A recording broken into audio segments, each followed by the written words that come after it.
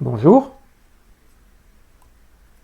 Alors, ceci est la première vidéo d'une série de courtes vidéos qui seront consacrées au SARS-CoV-2, le nouveau coronavirus à l'origine de la pandémie que nous vivons en ce moment, la pandémie de cette maladie que nous appelons la Covid-19. Maladie à coronavirus de l'année 2019. Alors, ce sera donc une série de plusieurs courtes vidéos, plutôt que les vidéos assez longues que j'ai fait par exemple à propos de Darwin, de manière à ce qu'il soit plus facile de retrouver une vidéo consacrée à un thème en particulier. La question que vous vous posez peut-être, c'est pourquoi ces vidéos, pourquoi maintenant, et à qui s'adresse-t-elle? Ça pourrait sembler bizarre de faire des vidéos consacrées au SARS-CoV-2 maintenant, en juillet 2020. Ça pourrait être bizarre parce qu'on est déjà extrêmement informé. Il y a des messages d'information partout, dans les médias, dans l'espace public, sur les murs, partout, dans les réseaux sociaux. Donc on est déjà extrêmement informé, mais je tenais quand même à faire cette série de vidéos parce que les bonnes informations n'atteignent pas forcément le public qui pourrait y être sensible. Par exemple, l'information qui nous est donnée par les institutions, ce que j'appelle les institutions, c'est le gouvernement, les très grands médias, les institutions médicales, les entreprises. Les informations qui nous sont données par les institutions, ce sont des informations correctes, mais ce sont des informations qui s'adressent au très grand public. Or, quand on s'adresse au très grand public, on est obligé de faire attention à ce qu'on dit. Parce qu'on part du principe qu'il peut y avoir des malentendus et que ces malentendus peuvent porter à conséquence. Je donne un exemple sur un autre sujet, à propos du secourisme, où on se pose également ce genre de questions. Moi, je suis secouriste à un niveau de base, c'est-à-dire que je suis formé en secourisme du travail et PSC1. Et quand j'ai commencé à prendre des cours de secourisme, il y a pas loin de 20 ans, on nous apprenait le garrot. On nous apprenait à faire un garrot. Alors on nous disait, attention, le garrot ça peut être dangereux, mais on nous apprenait à le faire. Et puis un jour on nous a dit, ah ben non, on vous apprend plus le garrot. On vous apprend plus le garrot parce que c'est arrivé trop souvent que des gens le fassent mal. Et un garrot, quand on le fait mal, ça peut faire plus de mal que de bien. Ça peut tuer des gens. Donc pendant des années, on n'apprenait plus le garrot. Et puis, il y a eu les attentats au Bataclan. Et suite aux attentats au Bataclan, on a commencé à avoir des messages à la télévision, sur des affiches, qui étaient des messages diffusés par les pompiers. Et dans ces messages, on nous disait vous pouvez faire un garrot. Alors les formateurs en secourisme, ils étaient outrés, ils disaient mais on comprend pas, des gens qui sont formés en secourisme, qui reçoivent une formation, on leur dit de ne pas faire le garrot, et des gens qui ne sont pas formés en secourisme, on leur dit vous pouvez faire un garrot. Alors l'explication elle était simple, c'est que lorsqu'on a beaucoup de blessés, comme c'était le cas au Bataclan, où il y avait des dizaines, des centaines de blessés, lorsqu'on a énormément de blessés, la seule solution pour gérer la situation, c'est de faire un garrot. Et on part du principe que s'il y a certains garrots qui sont mal faits et qu'il y a des gens qui meurent, c'est pas bien grave parce qu'au final, le nombre de personnes sauvées sera quand même plus important que le nombre de personnes pas sauvées. Donc voilà, on fait un calcul bête, qui on sauve pas, et puis on essaye de sauver le plus de monde possible. Et du coup, depuis, on nous apprend à nouveau à faire un garrot. Donc là, c'est un peu la même logique que je vais essayer d'appliquer. En gros, je vais essayer de faire des vidéos pour des gens qui savent faire un garrot. enfin, ou pour des gens qui pourraient apprendre à faire un garrot si on leur donnait des cours de secourisme. C'est-à-dire des gens qui appartiennent au grand public, mais pas le très grand public. Des gens qui s'intéressent suffisamment à la situation pour mettre en place des choses pour se protéger qui vont plus loin que les informations qui nous sont données par les institutions.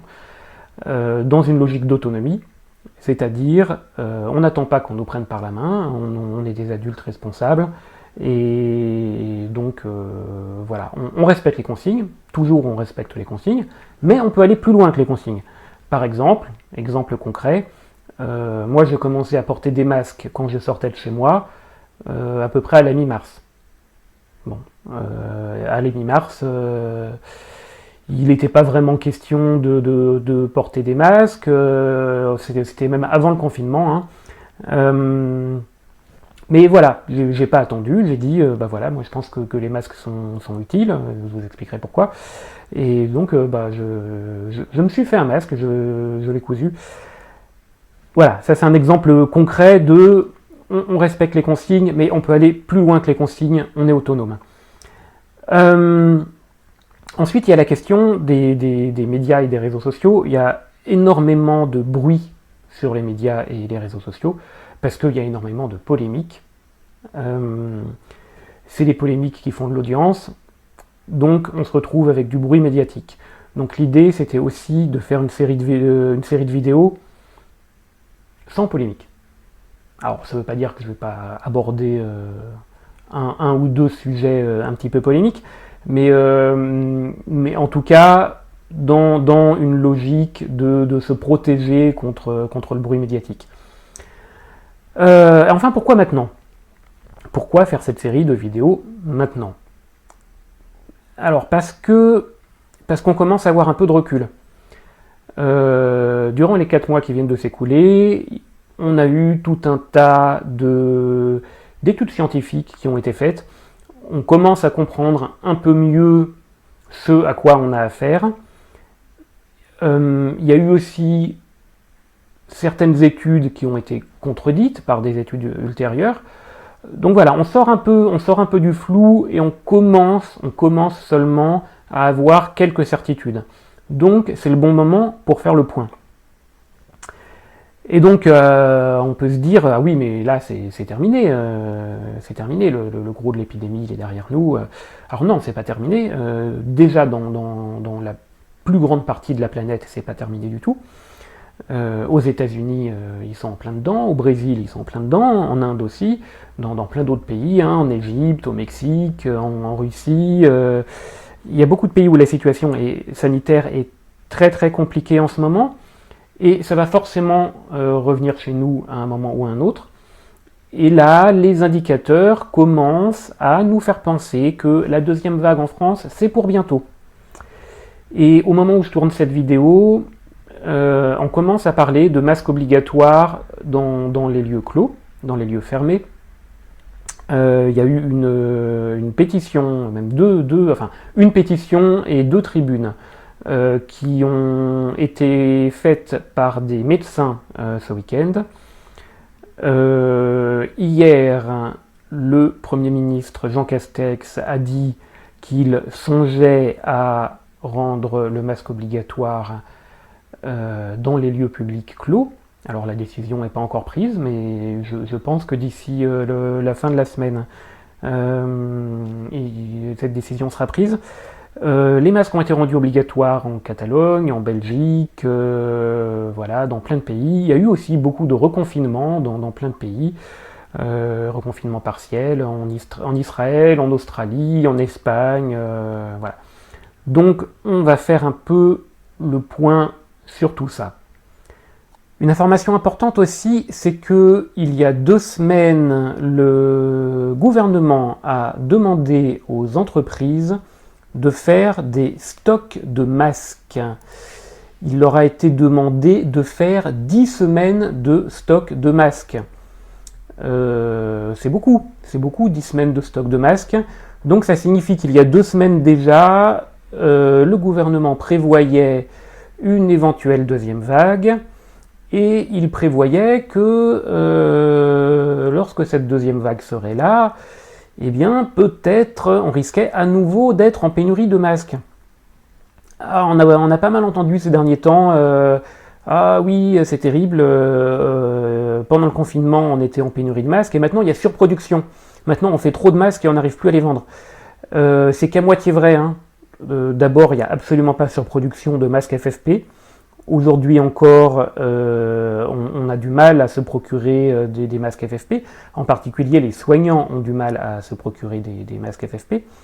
Donc, il y a surproduction de masques en tissu, il n'y a pas surproduction de masques tout court. Et même s'il y a surproduction de masques à un moment donné, ça ne veut pas dire qu'en cas de nouvelle crise, on ne va pas à nouveau avoir des situations de pénurie. Parce que nouvelle crise, ça peut signifier des ruptures dans les chaînes d'approvisionnement. Et donc voilà.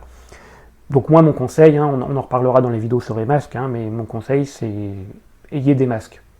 Ayez une centaine de masques chirurgicaux, hein, en stock au cas où. Et des masques en tissu. Alors, de quoi on va parler dans cette série de vidéos? Je vais faire un petit sommaire. Alors, dans cette vidéo, bon, j'ai déjà dit beaucoup de choses. On va parler de comment s'informer. Comment s'informer et comment interpréter les chiffres, comment interpréter les données auxquelles nous sommes confrontés en permanence. Donc ce sera plus un exercice d'autodéfense intellectuelle, comme le dit le livre du même nom. Dans les vidéos suivantes, on va aborder la question, déjà, pourquoi c'est important? Pourquoi c'est important de se prémunir contre le coronavirus? Ça, ce sera la première chose. Donc on va parler de questions comme la non-linéarité, l'asymétrie des risques, ce genre de choses. Et je vais donner dans les vidéos suivantes des conseils pratiques sur comment se protéger. Donc on verra les facteurs de risque, dans quelle situation on peut l'attraper ou non, ou entre les deux, parce qu'il y a des situations où on peut l'attraper mais où le risque est faible. Comment se protéger. Je ferai une vidéo entière sur les masques, parce que c'est un sujet important et ça risque d'être une vidéo un peu longue. On parlera aussi de que faire si on l'a attrapé. Voilà. On parlera un petit peu des politiques publiques, en particulier du confinement. Est-ce que c'était nécessaire ou pas? Est-ce qu'on peut y revenir ou pas? On verra ça. Quel sujet je ne vais pas aborder dans cette série de vidéos?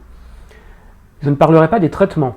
Tout ce qui est médicaments, vaccins, je n'en parlerai pas. Pour tout un tas de raisons.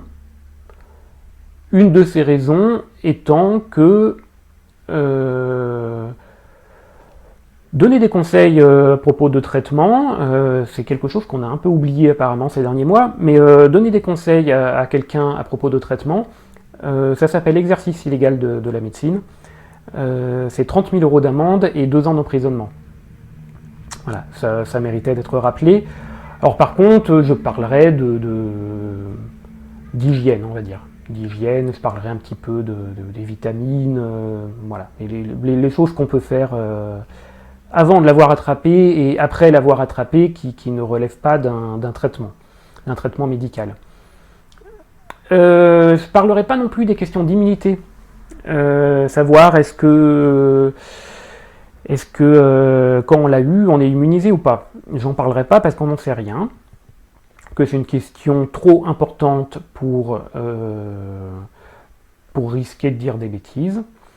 Donc tant qu'on n'a pas de certitude à ce sujet, voilà, on va éviter la question. Et enfin, je ne parlerai pas, ça me semble une évidence, je l'ai déjà dit, de toutes les polémiques politiques qu'il y a eu autour de la question du SARS-CoV-2, puisque l'idée c'est bien de faire des vidéos où on est protégé de ce genre de choses. Pourquoi je dis SARS-CoV-2? Ça c'est un point qu'il faut qu'il faut aborder rapidement. Au début, je disais Covid-19, et puis l'Académie française nous a rappelé que Covid-19, c'était le nom d'une maladie, que ce n'était pas le nom du virus. Il se trouve que moi, ce qui m'intéresse, c'est le virus, c'est pas la maladie. Encore une fois, je ne suis pas médecin, donc l'idée, c'est pas de parler de la maladie, l'idée, c'est de parler du virus, et de voir comment ce virus évolue. Bon. Le but, c'est quand même de ne pas attraper la maladie. Donc je dis SARS-CoV-2 parce que SARS-CoV-2 est le nom de ce virus. Et je ne dis pas le coronavirus, parce que des coronavirus, il y en a plein. Quand vous attrapez un rhume, la plupart du temps, c'est un coronavirus. Donc on parle bien d'un coronavirus en particulier, et pas de n'importe quel coronavirus. Bien, j'ai déjà fait trop long, donc comment s'informer et comment interpréter les chiffres, et ben ça fera l'objet d'une vidéo à part entière. Je vous donne juste une petite information avant de terminer. Ces vidéos seront accompagnées d'une page sur le site Pearltrees. Une page dans laquelle je vais mettre toutes mes sources. Donc articles de presse, études scientifiques. Je mettrai le lien vers cette page dans la description de chacune des vidéos. Donc, ben voilà, pour rechercher la source de ce que je vais dire, il suffira d'aller voir dans cette page et il y aura normalement toutes les informations nécessaires. C'est terminé pour aujourd'hui, merci.